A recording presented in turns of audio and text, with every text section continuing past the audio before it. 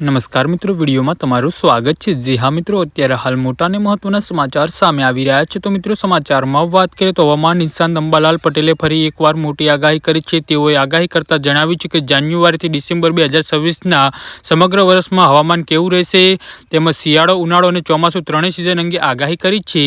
તેઓએ જણાવ્યું છે કે જાન્યુઆરીમાં 2026માં ઉત્તર ભારતના પર્વતીય વિસ્તારોમાં ભારે હિમવર્ષા અને પવનોના તોફાન જોવા મળી શકે છે।